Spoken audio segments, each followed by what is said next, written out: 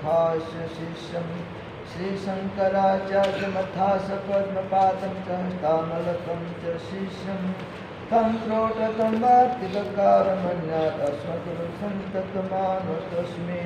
श्रुते स्मृते पुराणानामालयं करुणालयं नमामि भगवत्पादं शङ्करं लोकशङ्करं। शङ्करं शङ्कराचार्यं केशवं बादरायणं सूत्रभाष्यकृतो वन्दे भगवन्तौ पुनः पुनः। ईश्वर गुरुरात्मते मूर्तिभेदविभागिने व्योमवद्व्याप्तदेहाय दक्षिणामूर्तये नमः। दक्षिणामूर्तये नमः। प्रश्न, ऐसे में मनुष्य को गुरु का वरदहस्त सहायक होता होगा? महाराज से गुरु अर्थात वही मनुष्य शरीर के माध्यम से मार्गदर्शन प्रदान करता है। अंतर गुरु होकर से लड़ने की शक्ति देता है, संकट आने की रक्षा करता है, निराशा में आशा का दीप जलाता है, बेसहारों का वही सहारा है। माता की टेकड़ी अब मेरे लिए काफ़ी सुंदर तथा आकर्षक हो उठी थी। उसके शिखर पर माँ चामुंडा का प्रकाश दीप्यमान था। जैसे जैसे मनुष्य चढ़ता जाता है, हृदय में सौंदर्य तथा आनंद निखरता जाता है। बस समर्थ गुरु की आवश्यकता है एवं गुरु के प्रति समर्पण की, फिर तो मार्ग सरल हो जाता है। तो कल यहाँ तक पढ़े थे कि महाराज जी ने पूछा था कि ऐसे समय में ऐसे मनुष्य को, जो मनुष्य यहाँ साधक है या प्रभु प्रेमी को प्राप्त करना चाहता है, साधना बढ़ता है, उसको नाना प्रकार के संकट आता है, कठिनाई आती है, उसमें गुरु अर्थात इस पर उसको सहायता करते हैं। और वो जो इस पर है, इस मनुष्य शरीर के अंदर गुरु में विराजमान कर उनको मार्गदर्शन करते हैं और अंतर शत्रुओं को, अंदर जो शत्रु है हमारे, कौन सा बताए थे? काम, क्रोध, लोभ, मोह, मद, मात्सर्य, राग, द्वेष, ऐसे जो शत्रु हैं हमको दिखते नहीं है, उनके साथ लड़ाई करना पड़ता है। तो उस समय गुरु हमको मदद करते हैं और हमको शक्ति भी देते हैं और संकट से भी रक्षा भी करते हैं। निराशा में आशा का दीप जलाते हैं। जब हम निराशा हो जाते हैं कि हमारे अंदर बनता है कि क्या होगा, पता नहीं आगे बढ़ पाएंगे कि नहीं पाएंगे, कठिन मार्ग है, उस समय गुरु शक्ति हमारे अंदर आशा का दीप जला के रखते हैं। अर्थात हम आशा नहीं छोड़ते। कई भजन में महाराज ने लिखा है, आशा का दामन हमने नहीं छोड़ा। कौन सी आशा का दामन? भगवान को प्राप्त करने। और बेसहारों के भी वही सहारा है। तो यहाँ एक प्रसंग समाप्त होता है। ऐसी बात करते करते महाराज जी कहते हैं, ये टेकड़ी अब मेरे लिए काफ़ी सुंदर तथा आकर्षक हो, क्योंकि वो टेकड़ी पर सब चर्चाएं करते थे। अब प्रसंग 9 है, हल्की फुल्की बातचीत। महाराज जी चौक में भक्तों से घिरे बैठे थे। कुछ इधर उधर की हल्की फुल्की आध्यात्मिक चर्चा चल रही थी।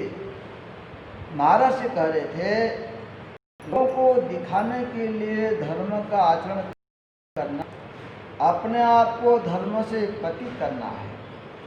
इसके समान दूसरा धर्म भावना हृदय की वस्तु है तथा हृदय किसी के भी समक्ष खुलकर नहीं सकता।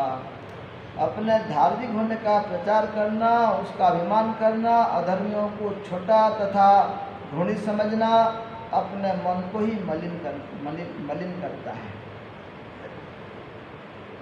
क्या बोलते हैं बड़े महाराज जी? लोगों को दिखाने के लिए धर्म का आचरण करना। मैं बड़े धार्मिक हूँ, धर्म कार्य करता हूँ, ऐसा जो दिखावा करता है, उसमें दिखावा करने का अर्थ अहंकार आ जाता है। तो ऐसा जो करता है, अपने आप को धर्म से प्रतीत करना है। सही में धर्म के मार्ग पर चल करके आगे का लक्ष्य नहीं होता है, ज़्यादा दिखावा होता है। लोगों को जो दिखाता है अपने अंदर से नीचे उतरता है, अर्थात गिरता है। इसलिए कह रहे हैं अपने धर्म से पतित करना है। लोगों को दिखाने का जब हम करते हैं, इसका अर्थ हम अभिमान में आकर के नीचे पतित हो जाते हैं। बोलते इसके समान दूसरा अधर्म नहीं है। लोगों को दिखाने के लिए करना, अर्थात अध्यात्म क्या है, मन वचन कर्म एक होना चाहिए। ये तो दिखावे का काम है ही नहीं, सच पूछा जाए तो। धर्म भावना हृदय की है तथा हृदय किसी के समक्ष खोलकर नहीं रखा जा सकता। जो धर्म तत्व है ना, धर्म से तत्व निहित गुहायाम महाजन जन गत पंथा। जो धर्म का तत्व है हम सभी के अंदर हृदय की गुफा में है। तो ऐसे जो तत्व है किसी को हम खोल करके दिखा नहीं सकते। अपने धार्मिक होने का प्रचार करना, उसका अभिमान करना, अधर्मियों को छोटा तथा घृणित समझना अपने मन को ही मलिन करता है। जो अपने आप को बड़ा धार्मिक कहलाता है और धर्म का प्रचार करता है केवल दिखाने के लिए कि मैं समाज के अंदर एक बहुत प्रतिष्ठित व्यक्ति हूँ, बड़ा आदमी हूँ, और दूसरों को छोटा समझता है, घृणा करता है और अभिमान करता है। देखो अध्यात्म का सबसे बड़ा शत्रु है अभिमान, ये अहंकार। और अभिमान अहंकार में मत होकर अपने आप को धार्मिक कहलाना और दूसरे को नीचा दिखाना। धर्म कार्य करता हूँ, ये कुछ करता नहीं है, कितना नीच है, इस तरह जो कहता है और ऐसा जो घृणा करता है, बोलते हैं इसे अपने आप के मन को मलिन करना है, मलिन होता है इसे। तो आगे प्रश्न क्या करते हैं, प्रश्न तो क्या यह धार्मिक आयोजन प्रवचन आदि सब धर्म विरोधी है? भाई समाज के अंदर जो धार्मिक कार्य करते प्रवचन करते हैं तो ये सब क्या धर्म के विरोधी है?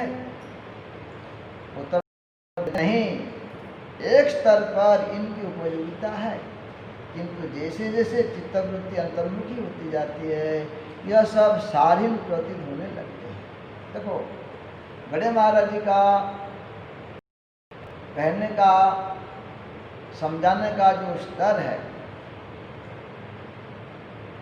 अध्यात्म को लेकर के, वो कह रहे धर्म कार्य करना, प्रवचन करना, एक स्तर पर इसकी उपयोगिता है। जैसे जैसे सही में जो धर्म के मार्ग पर चल रहा है उसके लिए, जो सही में भगवान को प्राप्त करना चाहता है और धर्म के मार्ग पर चल रहा है, तो उसके जीवन में परिवर्तन आना ही चाहिए।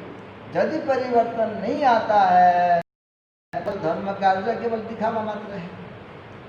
तो इसलिए बड़े महाराज कह रहे हैं एक स्तर तक ये धर्म का आयोजन करना और प्रवचन आदि जो कार्य करना एक स्तर तक ठीक है, किंतु जैसे जैसे चित्तवृत्ति में परिवर्तन आता जाता है, अब हम अंतर्मुखी हो जाते हैं, तो ये सब सारी लगता है। देखो जब अंतर्मुखी हो जाता है, चित्तवृत्ति अंतर्मुखी हो जाती है, तो आपके लिए तो जगत भी शालीन प्रतीत होने लगेगा। गुरु महाराज जी बार बार कह रहे हैं भाई यदि भगवान को प्राप्त करना है तो आपको जगत से मन को हटाना पड़ेगा। आपके लिए जगत महत्वहीन हो जाना चाहिए। तो जब जगत महत्वहीन हो जाता है, फिर ये बाकी जो जगत के अंदर जब चल रहा है आपके लिए कोई महत्वपूर्ण है। इसलिए कह रहे हैं एक सीमा तक, एक स्तर है उसका उपयोग है, किंतु जब चित्तवृत्ति अंतर्मुखी हो जाती है ये सब सारहीन प्रतीत होने लगते हैं। ये धर्म का प्रवचन आदि एक केवल एक प्रकार एक दिखावा जैसे लगता है उसको। तब इनसे भी मन हटता जाता है। आपका मन बोलेगा ये भैया ये सब कोई माने नहीं लगता है, ये महत्व ही नहीं, क्योंकि अंदर उतरना है तो बाहर से क्या काम। यदि अंदर उतरना है तो बाहर से आपका मन तो अपना मत। आगे कहते हैं संभवतः इसलिए घेरंड संगीता धर्मशाला, बावड़ी, बगीचा बनवाना, उत्सव करना आदि को साधन का विघ्न कहा गया है। संभवतः बड़े महाराज जी यहाँ कहता हूँ ऐसे नहीं बोल रहे हैं। संभव इसलिए अनुमान से ग्रंथ संहिता में धर्मशाला बनवाना, बाड़ी खोदवाना, धार्मिक आयोजन करवाना या बगीचा बनवाना, उत्सव आदि करना, इस साधन का विघ्न कहा गया है। किसका विघ्न है? साधन का। यदि आपको साधन करना है और अपने अंदर उतरना है तो आपके लिए जो धार्मिक कार्य है कोई महत्व नहीं होता। और सही में मन यदि अंतर्मुखी हो उसमें मन रुकेगा नहीं। तो आगे कहते हैं, फिर प्रश्न करते हैं, इस प्रकार तो धर्म के कार्य ही बंद हो जाएंगे। धर्म कार्य को यदि हम ऐसा बोलेंगे भैया इसमें अपने साधन में विघ्न है तो धर्म कार्य तो बंद हो जाएंगे। उत्तर में कहते हैं महाराज से नहीं, जो इसी को धर्म तथा साधना मानते हैं चाहे उनमें कितना भी अभिमान हो वह इसे करते रहेंगे, या जिनकी चित्त की स्वाभाविक अवस्था उदय हो चुकी है तथा अभिमान नाम को भी नहीं रहा वे इसे कर सकते हैं। इसमें दो बातें बता रहे हैं। बोलते नहीं, जो इसको धर्म तथा साधना मानते हैं चाहे उसमें कितना भी अभिमान हो वो इसे करते रहेंगे। जो अभिमान में भरे हुए हैं, बाहर जगत में थोड़ा सा उनको मान सम्मान मिल रहा है, लोग प्रशंसा कर रहे हैं, वाहवाह कर रहे हैं, ऐसे लोग तो इसको करते रहेंगे क्योंकि उनमें उनकी आशा पूरी हो रही है। वास्तविक अध्यात्म से कोई मतलब नहीं। इसका अर्थ ये है भाई कि उसके अंदर अभी वैराग्य नहीं है और वास्तविक अध्यात्म केवल लोकेशना के अंतर्गत है। तो चाहे कितना भी अभिमान इसे करते रहेंगे या जिनकी स्वाभाविक अवस्था उदय हो चुकी है तथा अभिमान नाम को भी नहीं रहा वे इसे कर सकते हैं।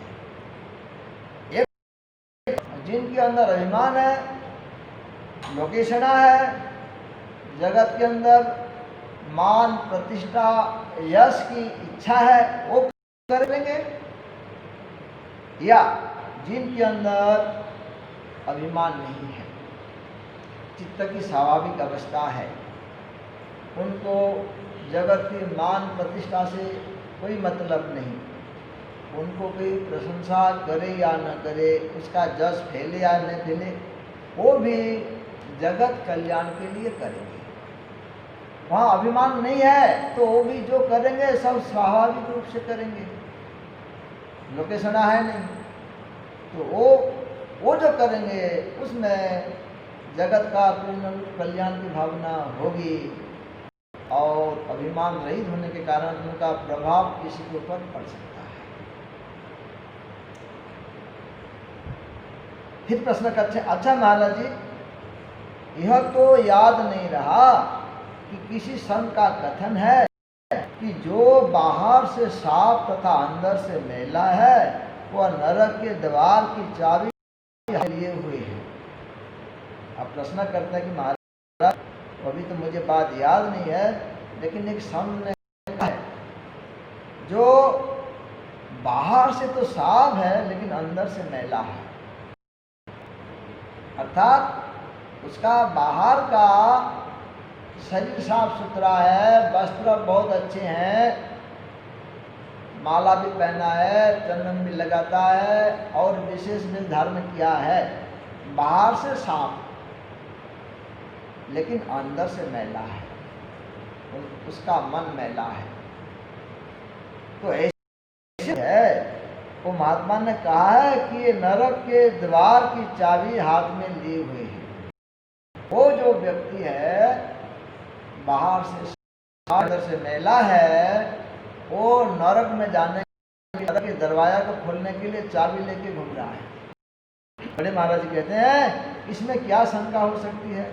स्वर्ग नरक का निर्णय चित्त स्थिति के आधार पर ही होता है।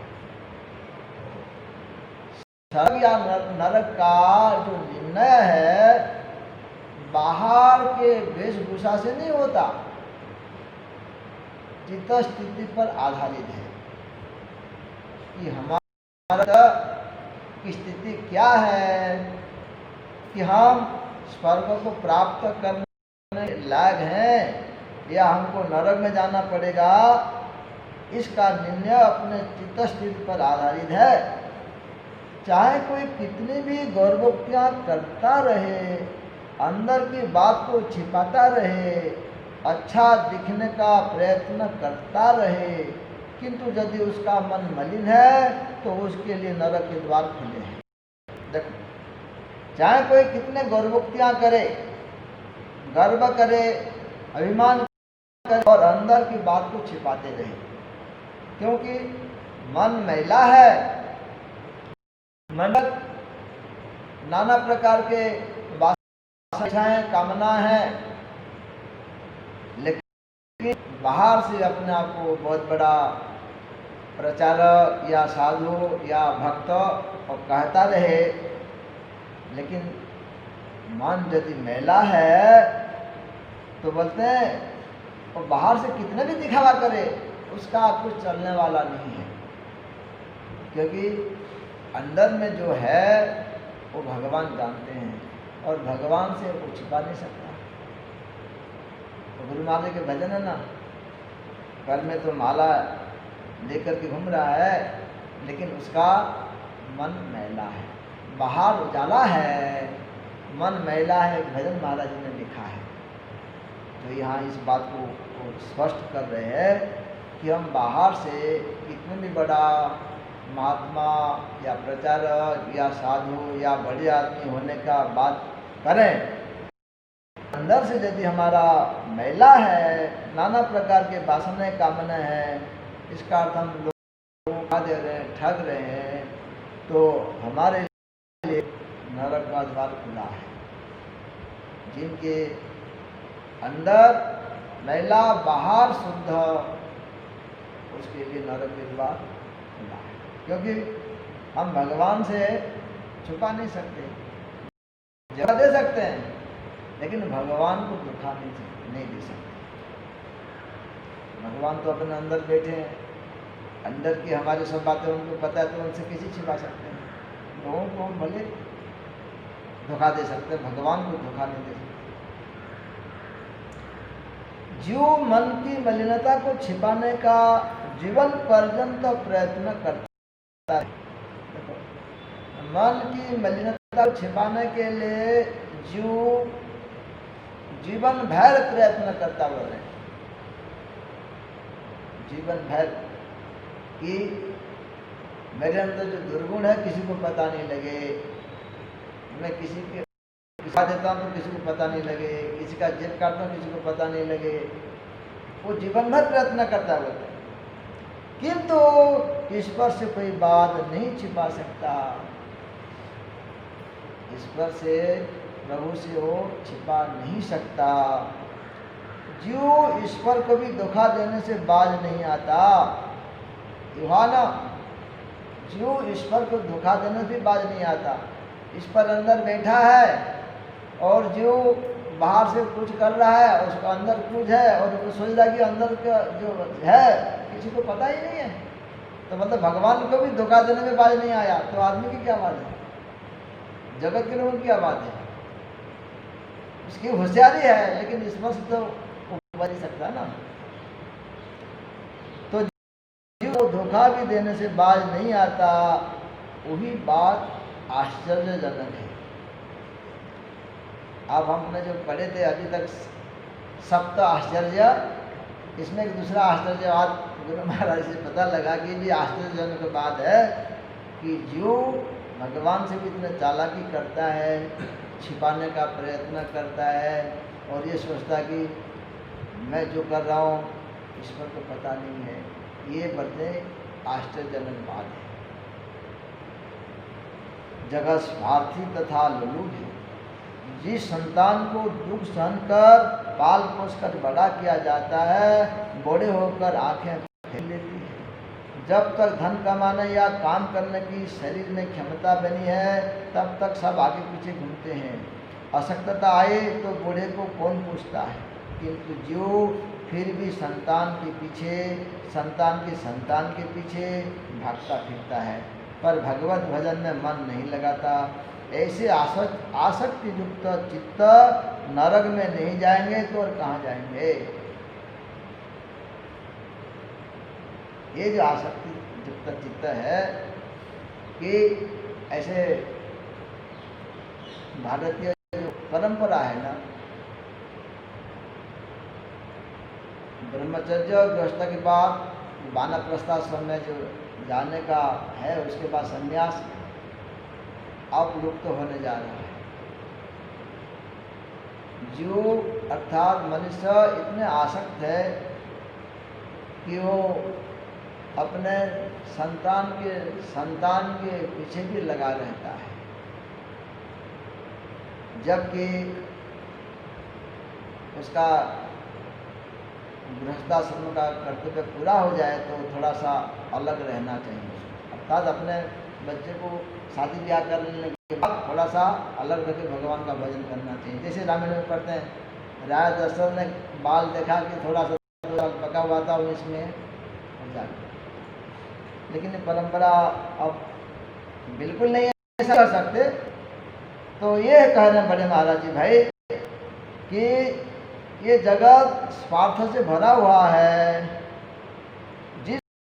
वो उसने दुख सहन करके भी पाल पोस कर बड़ा किया, वो समय आने पर आँख फेर लेते हैं, और जब तक आप धन कमा सकते हैं तब तक सब सेवा करेंगे। जब आप बूढ़े हो जाएंगे तो फिर आपको कोई पूछने वाला नहीं है। फिर भी किंतु फिर भी संतान के पीछे भागता फिरता है और भगवान के भजन में मन नहीं लगाता। ऐसे आसक्ति युक्त चित्त, यहाँ किसी व्यक्तिगत का नहीं करने बात, जिनका चित्त ऐसे आसक्त है कि संतान के पीछे भी वो लगा है और भगवान के भजन में मन नहीं लगाता, वो बोलते हैं ऐसे आसक्ति युक्त चित्त नरक में नहीं जाएंगे तो कहाँ जाएंगे। तो यहाँ पर ये आगे का भी प्रश्न है, कल पढ़ेंगे। श्री विष्णु